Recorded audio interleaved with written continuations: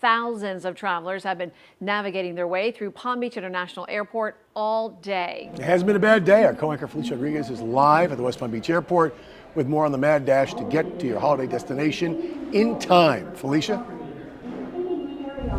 Hey guys, 30 minutes ago there was a mad dash, and now, as you can see, one of those lulls I was telling you about. It's somewhat quiet right now near Concourse C. We've only seen a small number of delayed flights today, so overall it appears people are making it to their Thanksgiving destinations today. That's the good news. Now, the number of travelers expected to break records this year. Nearly 210,000 people in Florida will fly for Thanksgiving, according to AAA. Travelers we talked with are just hoping they don't have any issues and can make it to their destination in time.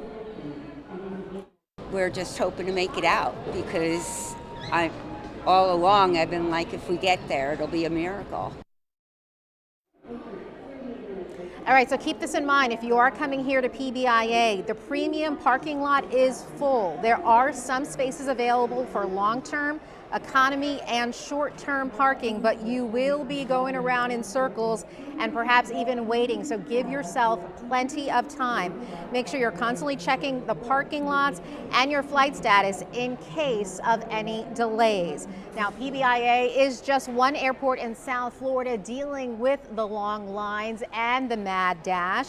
Angela Rozier is live for us down south at Fort Lauderdale Hollywood International Airport, where she's been talking to travelers down there. How's it looking, Ange? So good, Felicia. I can tell you that officials here are expecting about 760,000 travelers through this Thanksgiving holiday week. That's from Tuesday to Monday of next week. That's the period they're talking about. We're here inside the terminal. We're here in Terminal 3, where we did see some delays on the board today. They were like in the areas in New York. We saw an area in Atlanta as well as Hartford, Springfield. Now, airport officials are projecting a 10% increase in the number of holiday passenger volume compared to this same time last year. Officials here say they expect to be busy. We talked to several passengers as well. One gentleman told us that he was glad that he picked today to fly to South Florida. We got through TSA pre-check within 2 or 3 minutes, regular time. I travel 2 or 3 times a week in airports, so I know how to travel, but at the same time,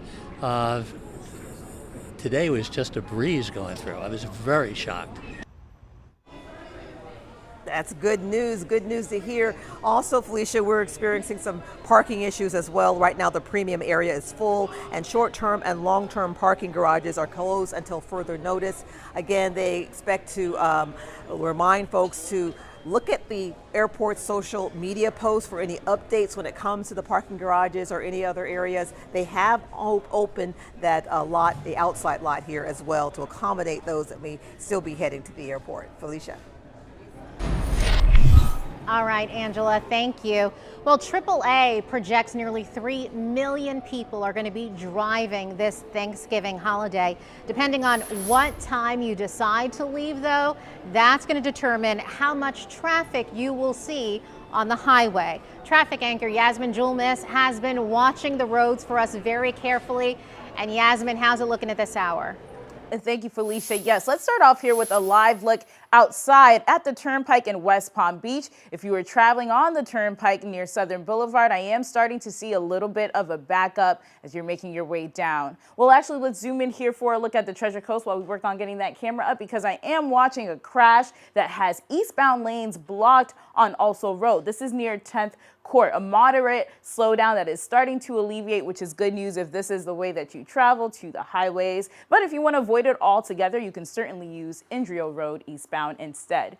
Zooming out here for a look at the rest of the conditions in this crash that I'm still watching for you on the Turnpike heading northbound. This is just north of Port St. Lucie Boulevard as you're approaching Okeechobee Road, where we have speeds as slow as 12 miles per hour. I would use maybe I-95 to head northbound to Okeechobee Road instead, or US 1 heading northbound. And then down here in South County, on the Turnpike heading southbound, you have 19 miles per hour slowdowns as you're passing Atlantic Avenue. And then on I-95, we're seeing some significant slowdowns as well. This may be your best route as you're heading down to the airport, because once you pass Hillsborough Boulevard, the backups start to alleviate.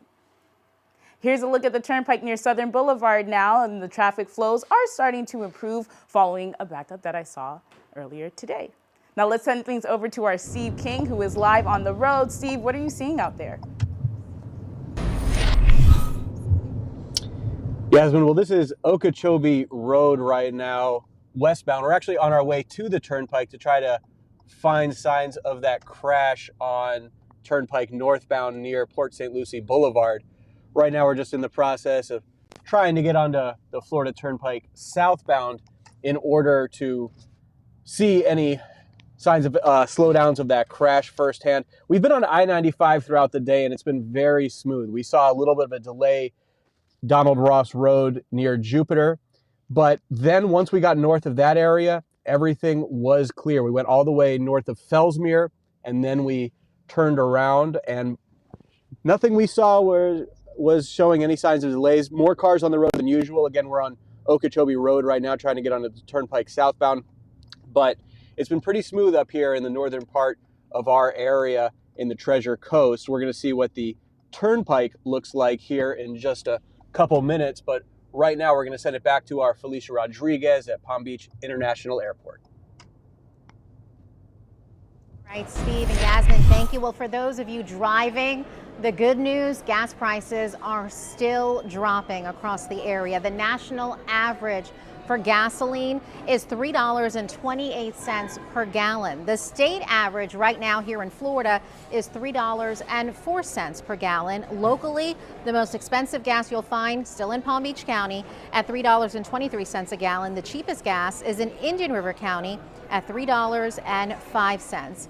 And back out here live tonight at the airport, there are only a couple of flight delays that we have been reporting on tonight. The good news, though, if you are flying out very early tomorrow morning, there are no reports of any cancellations. Reporting live from PBIA, Felicia Rodriguez, back to you guys in the studio.